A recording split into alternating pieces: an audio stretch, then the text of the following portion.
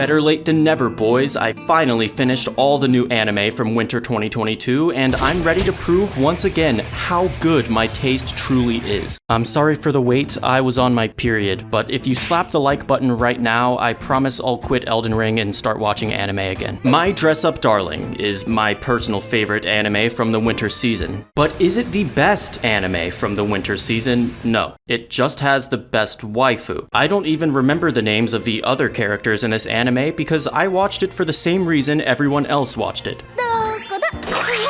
If this anime doesn't get a season 2, I will either riot in the streets or read the manga. I haven't decided yet. Anyway, I feel inclined to put this anime in S tier because it's clearly the most popular. But I don't think its quality is on par with Attack on Titan. I'm horny, but I'm not that horny. Overall, I think this is an A tier anime that happens to have an S tier waifu. Either way, it's a must watch. Takagi-san Season 3 is better than My Dress Up Darling. That's right. It's the most wholesome romance comedy ever made, and it's one of the few examples of a main character's cluelessness actually working in its favor. Nishikata and Takagi go together like a furnace and a crafting table, and this brilliant third season is guaranteed to impregnate your brain with serotonin. It's impossible to watch this without smiling, so I'm giving it S tier. This anime is absolutely amazing, and there's a movie coming out later this year. Sabikui Bisco does a couple things really well. The music is on point, the vibe is nailed flawlessly, and the world is peak creativity. It's one of the weirdest, most unique anime I've ever seen, and it opened very strongly, but I gradually started to feel like something was missing. The animation is sometimes lackluster, the pacing feels inconsistent, and this anime is actually what it feels like to chew 5-gum.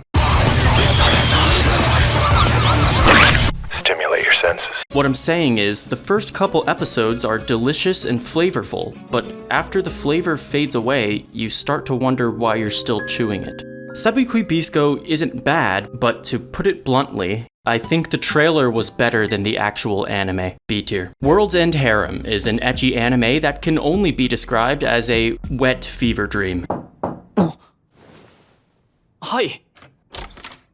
Konbanwa. As expected, it's 99% fan service, but there's also like terrorism and bears and that kind of stuff. This anime follows 2 separate plot lines with multiple main characters, but the school arc was the most entertaining for me.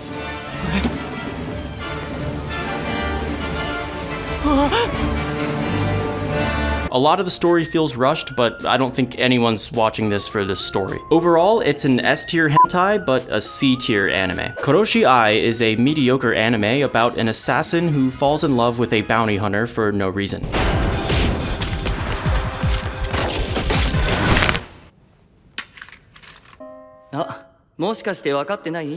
Apparently, she smelled good while he was trying to kill her, so he decided to spare her life, and then he stalks her for the rest of the season. The romance dynamic is barely present though, and everything else in the plot just makes me feel tired. You could probably watch this in Japanese without subtitles, and you'll still fall asleep before they can even play the opening song. I don't even take melatonin anymore, because I can just watch this instead. D tier. Akebi-chan no Sailor-fuku is a new slice of life that was surprisingly wholesome. It was surprisingly wholesome. Akebi-chan wants to go to school wearing a sailor outfit, but she's worried that the other kids might think she's weird. However, after she encounters Hachima, Akebi-chan realizes that everyone's weird, so it's better to just be yourself. This chill slice of life is beautifully animated by Studio Cloverworks, and it's directed by Quentin Tarantino. It's an incredible feat for a slice of life to actually make me pay attention to it, so I'm giving this a solid B tier. The Genius Prince's Guide to Raising a Nation is about a prince who accidentally makes all the right decisions, and it had a really bad first episode. I was completely prepared to shit all over this anime and banish it to the bottom of the tier list until I saw this waifu right here. Yeah, her name is Ninem, and she's like a beacon of hope shining through the darkness. D tier is what I would give this anime if I was a pathetic virgin with garbage taste, but unfortunately, I'm a cultured Giga Chad who recognizes a masterpiece when I see it. B tier. Demon Slayer Season 2 is obviously really good. Everyone knows that, so I'm not even gonna waste any time explaining why the sky is blue, but Demon Slayer did teach me an important life lesson, and it's that anime fans just don't want to be happy. I've gotten used to people complaining about bad animation whenever they can, but Demon Slayer actually has people complaining that the animation is too good. A lot of people hate on this anime because it's a bit overhyped, but those are the same people that kill turtles in Elden Ring. Demon Slayer isn't my favorite series, but whether we like it or not, it deserves nothing less than S tier. Deal with it. Attack on Titan Season 4 Part 2 is also an S tier, but I'd like to be clear that it's better than Demon Slayer and Takagi-san combined. Somehow, this anime continues to impress me every episode, even though I already read the manga. This is one of the best seasons of Attack on Titan, and there's been some really amazing seasons in the past. Overall, it's possibly the greatest anime of all time, so I'm changing the rankings real quick so I can slap this in God tier where it belongs. Platinum End is an anime that most of us dropped in 2021, but unfortunately it kept airing into 2022. I made a terrible miscalculation last video by giving this anime an A tier, but that's because I'm dyslexic and the A button is right above the Z button, so it was actually just a typo. Z tier. This anime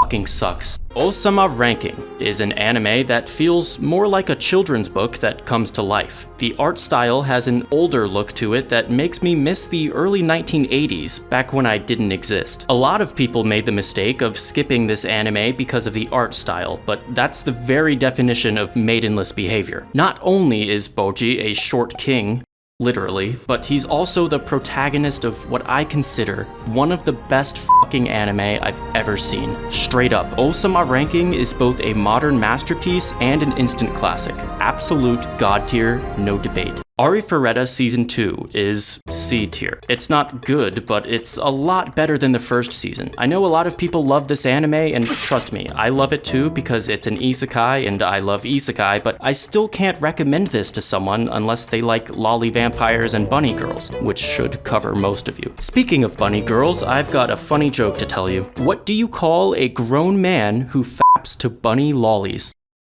A pecophile. Vanitas Part 2 is really good. I've heard manga readers complain about the pacing, but even as an anime only, I've been mostly impressed by the sound and art rather than the story itself. The plot is decent overall, but the part that resonates best with me is the romance between Vanitas and Jean. It's not the primary focus of this anime, but it's definitely the highlight, and it's good enough to earn it an A tier. How a realist hero rebuilt the kingdom is a unique isekai with a lot of dialogue and an emphasis on politics. It's a lot more interesting than it sounds though, and the main character is actually fun to follow. However, his personality does contradict itself sometimes. For example, he'll get flustered when his waifu takes her clothes off, yet he won't hesitate to launch a special military operation that results in heavy civilian casualties. Overall, it's a good anime, but it does have its issues. B tier. The strongest sage with the weakest crest is an extremely generic fantasy anime that reminds me of a bowl of ice cream. Ice cream is bad for your health, but it makes you happy while you're eating it because it tastes good. Similarly, I feel guilty for how much I enjoyed this objectively bad anime. It does nothing original, and it's going to be easily forgotten as soon as another generic power fantasy comes out to replace it. I could tell you about the overpowered MC who wins every fight and builds a harem, but you probably already knew that would happen because we've all seen millions and billions and Brazilians of other anime just like this one. I liked it, but it's D tier. Kenja no Deshi is just as generic as the last anime,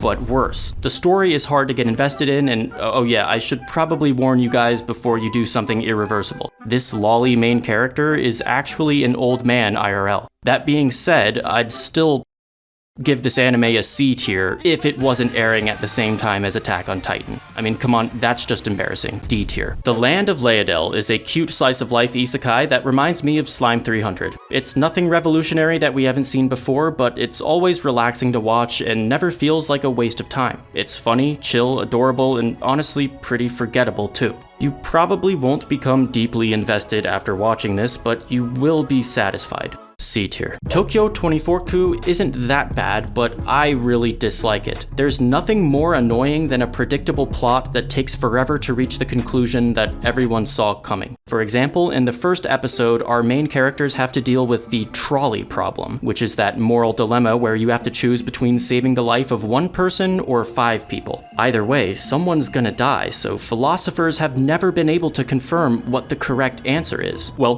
good news. This dilemma has finally been solved by our genius characters from Tokyo 24-ku. Yep, as expected, they saved everyone and no one died. Why didn't I think of that? Alright, this anime isn't that bad, but the plot just really annoys me. C tier. Police in a Pod is a comedy slice of life about female cops, and they're incredibly cute, so you know what that means.